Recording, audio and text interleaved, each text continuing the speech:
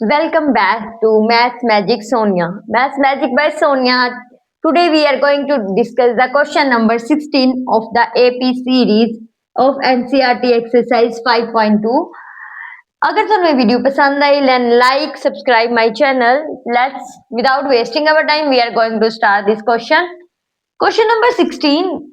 Determine the AP whose third term is 16. अपन की given है बेटा जी third term is 16 and the seventh term exceed the fifth by the 12 मतलब JD seventh term है वो fifth term नाल by 12 ज्यादा है उस तो ठीक है। आई होप सारे नु समझ आ गई होनी। पहली इक्वेशन एक की दित्ती अपन नु A3 दित्ती है 16 A7 ਤੇ A15 ਦਾ ਜਿਹੜਾ ਡਿਫਰੈਂਸ ਹੈ ਜਾਂ 12 ਹੈ ਜਾਂ A16 A7th ਟਰਮ ਹੈ ਜਿਹੜੀ ਉਹ 12 5th ਟਰਮ ਤੋਂ 12 ਜ਼ਿਆਦਾ ਆਪਾਂ ਨੂੰ ਦਿੱਤਾ ਹੋਇਆ। ਹੁਣ A7th ਨੂੰ ਆਪਾਂ A3 ਨੂੰ ਕੀ ਲਿਖ ਸਕਦੇ ਹਾਂ A+2D which is equals to 16 ਇਹਨੂੰ ਐਵੇਂ ਹੀ ਛੱਡ ਦੋ ਇਹਨੂੰ ਸੋਲਵ ਕਰਦੇ ਹਾਂ। A7 ਕੀ ਹੋਏਗਾ A+6D A5 ਕੀ ਹੋਏਗਾ A+4D +12 ए कैंसिल हो गया 6D इधर आ गया -4D is equals to 12 2D is equals to 12 तो D की वैल्यू की आ गई बेटा अपना 12/2 विच इज इक्वल्स टू 6। इन्ने का तो समझ आ गया सारे नु और की है बस कर दो D भी आ गया A भी आ जाऊगा इजीली इस पुट कर देने आप value D A the D कितना बनाया 6 A कितना है 12 16 उधर जाके माइनस हो जाएगा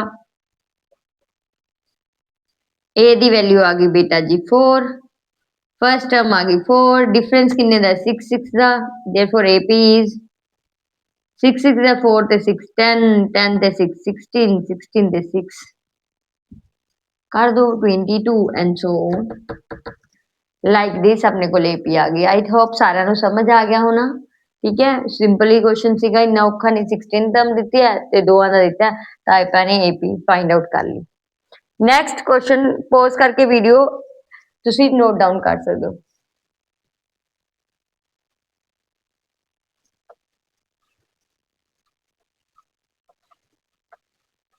next question from the examination point of view बहुत इंपोर्टेंट है पंजाब स्कूल एजुकेशन बोर्ड ਦੇ ਲਈ ਵੀ ਤੇ CBSE ਦੇ ਲਈ ਬਹੁਤ इंपोर्टेंट है दोनों ਦੇ ਲਈ।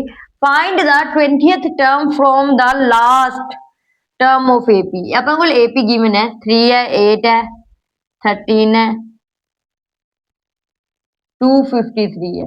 ਹੁਣ बेटा जी अपन AP अपन ਇਹਦੀ 20th टर्म फ्रॉम लास्ट पता करना है जिਵੇਂ लास्ट फर्स्ट टर्म फर्स्ट है ਇਸ ਤੋਂ 20th ਟਰਮ ਪਤਾ ਕਰਨੀ ਹੈ। ਇਹਦੇ ਕਰਨ ਦੇ ਦੋ ਵੇ ਹੈ ਤੁਹਾਨੂੰ ਮੈਂ ਈਜ਼ੀ ਵਾਲਾ ਵੇ ਦੱਸਦੀ ਆ। ਇਹ 5 5 ਦਾ ਡਿਫਰੈਂਸ ਹੈ ਤਾਂ ਤੁਸੀਂ ਕੀ ਲਿਖ ਦੇਣਾ ਇਹਨੂੰ ਉਹ ਪੁੱਠਾ ਕਰਕੇ ਲਿਖ ਦੇਣਾ 253 5 5 ਦਾ डिस्टेंस है 248 होगी थोड़ी जी कॉमन सेंस यूज कर लीजिए ਆਪਾਂ ਨੇ 8 3 13 ਇਹ ਆਪਣੀ ਬਣ ਗਈ AP। we have to calculate the 20th term from the last A the value ਕੀ ਆ ਗਈ from last ਆਇਆ ताई आपने बेटा जी नु ऑपोजिट किया इन्हों रिवर्स कर देना रिवर्स लिख देना लास्ट टर्म नु फर्स्ट बना देना सेकंड लास्ट नु बना देना नहीं तो तुसी उरे तो भी D दी वैल्यू फाइंड आउट कर सकते हैं दिस माइनस दिस करांगे A दी वैल्यू 253 आ गई तो D -5 आ रहा है देखो तीन इधर इंक्रीज हो रहा है अगर आप पीछे तो देखेंगे तो -5 डिक्रीज हो रहा है तो D दी वैल्यू कितनी आ गई 253 248 माइनस 253 D दी वैल्यू बेटा जी अपनी आ गई 5 माइनस 5 डिक्रीज हो रहा है अगर पीछे की गल करें क्योंकि अपने पीछे तो लास्ट टर्म करनी है दैट्स वाई हुन अपने लास्ट टर्म फ्रॉम 20th करनी है लास्ट टर्म फ्रॉम बैक करनी है तो A20 का फॉर्मूला लाया A+19 दी A कितनी है बेटा जी अपनी A तो 253 है प्लस 19 इंटू 5 253 19 5 जा 95 बस 95 माइनस कर दो 13 चो 5 कटे 8 अगे कितना रह गया 4 चो 9 14 चो 9 कटे 5 158 therefore the 20th term from last is 158।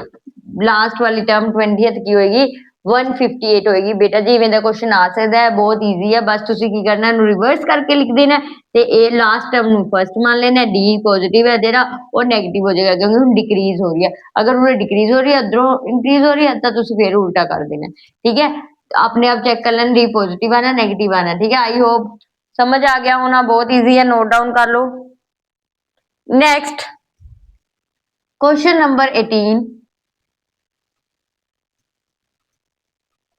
बच्चे अगर वीडियो पसंद आ रही है then comment like and subscribe the channel. Question number की कहते हैं बेटा जी, देखो क्वेश्चन नंबर 18 है the sum of fourth and eight term of AP is 24 की है। देखो पहली लाइन के अकॉर्डिंग स्टेटमेंट बनाने, the sum of fourth term and eighth term is 24। First line के अकॉर्डिंग तो ये दिता है। Second the sum of sixth and 20 term, sixth and 10th term, 6th and 10th term is 44, ठीक है। अपन ये 4 8 दे दोनों का प्लस 64, 6th 10th टर्म का और 44 है। We have to find the AP, कुछ नहीं है बस उरे फॉर्मूला ला दो general, a plus 3d, a की होगा 8a plus 7d is equals to 24। इनू सॉल्व करके a 2a 3d plus 7d 10d is equals to 24। एक इक्वेशन ये बन गई, सेकंड इक्वेशन भी एवें बना लो। a 6 कितनी होंदी है a plus 5d, a 10 a plus 9d is equals to 44। एक ही बन गई 2a प्लस 14d 44। बस इन्हों सबट्रैक्ट कर दो, हूँ नीचे लिख दो इनू 14d is equals to 44 minus हो गया, सबट्रैक्ट करने कैंसिल हो गया, 10d चो 14d गए माइनस 4d क्योंकि नीचे वाला बड़ा है, माइनस 20 d दी वैल्यू माइनस माइनस कैंसिल हो गया, d दी वैल्यू कितनी आ गई 5। d अपना 5 आ गया, किसी भी इक्वेशन च पुट करके पुट कर लो 2a plus 10d is equals to 24। 2a 10 into d दी वैल्यू कितनी आई 5, 24 2a plus 50 is equals to 24। 2a is equals to 24 उधर जाके 50 माइनस का हो गया, कितनी आ गई वैल्यू माइनस 26। माइनस वाला बड़ा प्लस माइनस माइनस वाला बड़ा इस करके माइनस 26 आएगी। ए दी वैल्यू कितनी आ गई माइनस 26 अपॉन 2 कैंसिल करके माइनस 13 आ गया। ए दी वैल्यू आ गई अपनी माइनस 13। देयरफॉर एपी लिखनी है अपन, एपी की होगी माइनस 13 फर्स्ट टर्म, 5 ऐड करे हैं माइनस 8, फिर 5 ऐड करे हैं minus 3 and so on, that is the given AP. ठीक है बेटा जी, आई होप थानू समझ आ गया होना, ठीक है। नोट डाउन कर सकते हो। फाइंड द फर्स्ट 3 टर्म में कैसी एपी लिखती थे, फर्स्ट माइनस ए 13, सेकंड माइनस ए 3 नेक्स्ट माइनस 3 अपन 5 5 का डिफरेंस है, नहीं तो सीधी भी लिख सकते हो। ए तो आ गई माइनस 13, ए 2 की आएगी a plus d minus 13 plus 5 minus 8, a 3 की होगी ए प्लस 2d, ए की minus 13 plus 2 into 5 minus 13 plus 10 कितनी आ गई माइनस 3 जी अपन लिखी सी minus 13 minus 8 minus 3। It will be good अगर तुसी मेंशन करके लिखोगे, थारा कोई भी मार्क्स डिडक्ट नहीं होएगा, ठीक है। आई होप तो समझ आ गया होना। अगर पसंद आई है तो वीडियो लाइक ते सब्सक्राइब चैनल जरूर करो, so that I can motivate and I can make more videos like this. Next is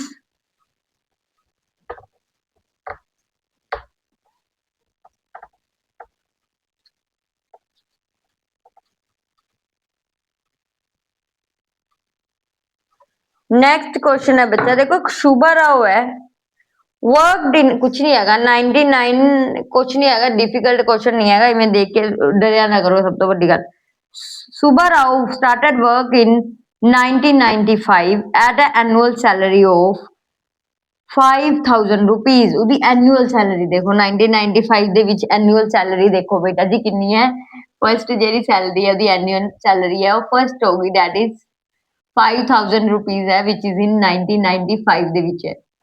ਉਹ ਲੱਗਿਆ ਉਹਦੀ ਫਸਟ ਸੈਲਰੀ ਹੈ ਸਟਾਰਟ ਕਰਿਆ ਉਹਨੇ work and it received an increment of 200 rupees each year। ਇੱਕ ਸਾਲ ਬਾਅਦ ਮਤਲਬ 1995 ਦੇ ਵਿੱਚ ਉਹਦੀ ਜਿਹੜੀ ਸੈਲਰੀ ਹੈ 5000 ਹੈ 1996 ਦੇ ਵਿੱਚ ਉਹਦੀ ਜਿਹੜੀ ਸੈਲਰੀ ਹੈ 5200 ਹੋ ਗਈ ਫਿਰ 1997 ਦੇ ਵਿੱਚ ਕਿੰਨੀ ਹੋ ਗਈ 5400 ਹੋ ਗਈ। ਹਰ ਈਅਰ ਉਹਦੀ ਸੈਲਰੀ ਦੇ ਵਿੱਚ ਜਿਹੜਾ ਇੰਕਰੀਮੈਂਟ ਹੋ ਰਿਹਾ 200 ਰੁਪੀਸ ਹੋ ਰਿਹਾ ਬੇਟਾ ਜੀ। ਹੁਣ ਕੀ ਕਹਿੰਦਾ ਹੈ in which year his income did reach to ਹੁਣ ਜਿਹੜੀ ਆਪਾਂ ਨੇ we have to find in how many years its income reaches to 7000। ਆਪਾਂ ਨੰਬਰ ਆਫ ਇਅਰਸ ਕਰ ਲਾਂਗੇ ਕਿਉਂਕਿ ਇੱਕ ਈਅਰ ਚ 200 ਰੁਪੀਸ ਹੈ ਦੈਨ ਆਪਾਂ ਉਸ ਦੇ ਵਿੱਚ ਐਡ ਕਰ ਦਾਂਗੇ ਆਪਾਂ ਦੈਨ ਆਪਾਂ ਦੱਸ ਦਾਂਗੇ ਕਿਹੜੇ ਈਅਰ ਦੇ ਵਿੱਚ ਉਹਦੀ ਸੈਲਰੀ ਕੀ ਹੈ 7000 ਹੋ ਗਈ। ਇਹ ਤਾਂ ਬਿਲਕੁਲ ਸਿੰਪਲ ਹੈ ਬਸ you have to understand the statement. ਇਹ ਤਾਂ ਬਿਲਕੁਲ ਸਿੰਪਲ ਕੁਐਸਚਨ ਹੈ an is equals to a plus n minus 1 d an ਕਿੰਨਾ 7000 ਰੁਪੀਸ ਹੋ ਗਈ ਸੈਲਰੀ ਸਟਾਰਟਿੰਗ ਉਹਨੇ 5000 ਦੇ ਵਿੱਚ ਕੀਤੀ ਸੀਗੀ n minus 1 हर एक मंथ ਦੇ ਵਿੱਚ 200 ਰੁਪੀਸ ਇਨਕਰੀਜ਼ ਹੁੰਦਾ ਹੈ 7000 ਇੱਧਰ ਆ ਗਿਆ ਮਾਈਨਸ 5000 ਆ ਗਿਆ ਇੱਧਰ n minus 1 into d d that is 200 rupees ठीक है। ये कितना हो गया 2000 ये 200 इधर आके डिवाइड हो गया 0 ਨਾਲ 0 0 ਨਾਲ 0 ये कितना आ गया 10 n minus 1 ਤੇ n ਦੀ ਵੈਲਿਊ ਕਿੰਨੀ ਆ ਗਈ 10 plus 1 11 years ਦੇ ਬਾਅਦ 11 years ਦੇ ਵਿੱਚ ਉਹਦੀ ਜਿਹੜੀ ਸੈਲਰੀ ਹੈ 7000 ਹੋ ਗਈ ਤਾਂ ਇਹਦੇ ਵਿੱਚ 1995 ਦੇ ਵਿੱਚ ਆਪਾਂ 11 ਪਲੱਸ ਕਰ ਦਾਂਗੇ therefore in which year in 1995 plus 11 ਕਰਾਂਗੇ 1516 91 0 2006 ਦੇ ਵਿੱਚ ਜਿਹੜੀ ਉਹਦੀ salary in 2026 his salary increased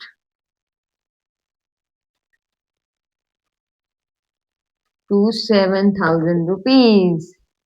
ਉਦੋਂ ਬੇਟਾ ਜੀ 7000 ਰੁਪੀਸ ਵੀ ਦੇਖ ਲਓ ਬਹੁਤ ਹੁੰਦੇ ਸੀਗੇ ਅੱਜ ਕੱਲ ਕੀ ਹੁੰਦਾ ਠੀਕ ਹੈ ਅੱਜ ਕੱਲ ਸਾਡਾ ਖਰਚਾ ਹੀ ਇੰਨਾ ਦਾ ਪਰ ਮੰਥ ਦਾ ਠੀਕ ਹੈ 7000 ਰੁਪੀਸ ਸੈਲਰੀ ਹੈ ਹੋ ਗਈ ਉਹਦੀ in 2006 ਈਅਰ ਦੇ ਵਿੱਚ ਆਈ ਸੀ ਆਈ ਹੋਪ ਤੁਹਾਨੂੰ ਸਮਝ ਆ ਗਿਆ ਹੋਣਾ। ਨੈਕਸਟ ਇਜ਼ ਬੱਚੇ ਨੋਟ ਡਾਊਨ ਕਰ ਲਓ ਅਗਰ ਕਿਸੇ ਨੂੰ ਕੋਈ ਪ੍ਰੋਬਲਮ ਦਾ ਨੋਟ ਡਾਊਨ ਕਰ ਲਓ।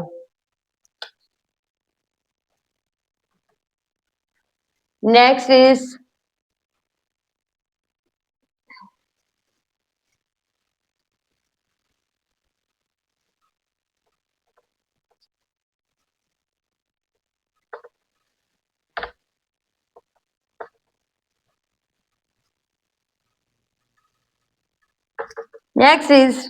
Ramkali saved 5 rupees in first week of year। First week year ਦੇ ਜਨਵਰੀ ਦੇ ਫਸਟ ਵੀਕ ਚ ਉਹਨੇ ਸੋਚਿਆ ਵੀ ਮੈਂ ਕੋਈ ਰਾਮਕਲੀ ਕਰ ਲੈ ਵੀ ਮੈਂ 5 ਰੁਪਏ ਦੀ ਸੇਵਿੰਗ ਕਰਦੀ ਆ then it increased its saving by 1.75 rupees next week ਉਹ 6.75 ਕਰ ਰਿਹਾ ਮਤਲਬ ਉਹਦੀ ਜਿੰਨੀ ਸੈਲਰੀ ਜਿੰਨੀ ਸੇਵਿੰਗ ਹੈ ਉਹਦੇ ਵਿੱਚ ਉਹ 1.75 ਐਡ ਕਰੀ ਜਾ ਰਹੀ ਹੈ ਹਰ ਇੱਕ ਵੀਕ if ਅਗਰ n the if n week ਦੇ ਲਈ ਜਿਹੜੀ ਉਹਦੀ ਸੇਵਿੰਗ ਹੈ ਉਹ ਬਣ ਗਈ ਆਪਣੀ 29.75 rupees find the value of n ਉਹ ਕੀ ਕਹਿੰਦੇ ਸੇਵ ਕਰ ਰਹੀ ਹੈ ਪਹਿਲਾਂ ਉਹਨੇ ਸਟਾਰਟਿੰਗ ਕੀਤੀ 5 rupees ਸੇਵ ਕੀਤਾ ਉਹ ਸੋਚ ਰਹੀ ਹੈ ਵੀ ਮੈਂ d ਹਰ ਇੱਕ ਵੀਕ ਦੇ ਵਿੱਚ ਕਿੰਨੇ ਰੁਪੀਸ ਇਨਕਰੀਜ਼ ਕਰਾਂਗੇ 1.75 rupees ਇਨਕਰੀਜ਼ ਕਰ ਦਾਂਗੇ ਠੀਕ ਹੈ। ਤਾਂ in how many month ਜਿਹੜੀ ਉਹਦੀ ਜਿਹੜੀ ਸੇਵਿੰਗਸ ਕਿੱਥੇ ਤੱਕ ਪਹੁੰਚ ਗਈ ਬੇਟਾ ਜੀ ਕਿੰਨੀ ਹੋ ਗਈ 20.75 ठीक है 20.75 पहुंच गई है। Find the value of n ये फाइंड आउट करना है तुसी आप सीधा लगा देंगे in how many weeks a plus n minus 1 upon into d an कितना बेटा जी 20.75 a दी वैल्यू कितनी आई है अपनी 5 plus n minus 1 d कितना अपना कितनी कितनी इंक्रीज हो रही है 1.75 इधर आके माइनस किया 20.75 माइनस 5 n माइनस 1 इंटू 1.75 ਹੁਣ ਕਈ ਬੱਚਿਆਂ ਨੂੰ ਨਾ ਬੇਟਾ ਜੀ ਬੀ ਜੈਨੂਅਨ ਸਬਟ੍ਰੈਕਟ ਕਰਨਾ ਵੀ ਨਹੀਂ ਆਂਦਾ ਵੈਨ ਐਵਰ ਯੂ ਸਬਟ੍ਰੈਕਟ ਦੇਖੋ ਬੇਟਾ ਜੀ 20.75 5 ਨੂੰ ਸਬਟ੍ਰੈਕਟ ਕਰਨਾ ਹੈ ਤਾਂ ਪੁਆਇੰਟ ਦੇ ਨੀਚੇ ਪੁਆਇੰਟ ਲਿਖਣਾ 5 ਦੇ ਪਿੱਛੇ ਜ਼ੀਰੋਜ਼ ਲਗਾ ਦੇਣੀ ਹੈ 5 ਨੂੰ ਇਧਰ ਪੁਆਇੰਟ ਤੋਂ ਅੱਗੇ ਹੀ ਰੱਖਣਾ ਹੈ ਠੀਕ ਹੈ ਕਦੀ ਨੂੰ 5 ਦੇ ਵਿੱਚ ਨਹੀਂ ਰੱਖਣਾ ਦੈਨ ਇਹ 0.50 ਪੈਸਾ ਬਣ ਜਾਏਗਾ ਤਾਂ ਕਿੰਨਾ ਹੋ ਗਿਆ 15.75 ठीक है upon 1.75 is equals to n minus 1 ठीक है पॉइंट नाल पॉइंट कैंसिल 2 डिजिट है 2 डिजिट है ਹੁਣ ਇਹਨੂੰ ਡਿਵਾਈਡ ਕਰ ਦੋ ਠੀਕ ਹੈ 175 ਨੂੰ ਡਿਵਾਈਡ ਕਰ ਦੋ 25 ਦੇ ਟੇਬਲ ਤੇ ਆਪਾਂ ਡਿਵਾਈਡ ਕਰਦੇ ਹਾਂ ਜਿਵੇਂ 5 ਦੇ ਟੇਬਲ ਤੇ ਡਿਵਾਈਡ ਕਰਦੇ ਹਾਂ 5 3 ਆ 15 3 2 ਬਚ ਗਿਆ 25 ਉਰੇ ਕੱਟਦੇ ਹਾਂ ਹੁਣ ਆਪਾਂ 5 3 ਦਾ 15 ਅਗੇਨ 5 ones are 5 2 बच गए 5 5s are 25 फिर कट दो इनू 35 नु 7 5 6 दा 30 then 3 5 5 3 दा 15 3 1 दा 3 9 n minus 1 दी वैल्यू कितनी आ गई 9 दा n आ गया ना 10 आ गया n दी वैल्यू हो गई 10 we in the 10th week its savings become 20.75 rupees. I hope ਤੁਹਾਨੂੰ ਸਮਝ ਆ ਗਿਆ ਹੋਣਾ now AP is exercise 5.2 is complete ਅਗਰ ਤੁਹਾਨੂੰ ਇਹ ਵੀਡੀਓ ਪਸੰਦ ਆਈ ਹੈ ਲਾਈਕ ਕਰੋ ਕਮੈਂਟ ਕਰੋ and share with your friends that needs this video. Thank you. Have a nice day.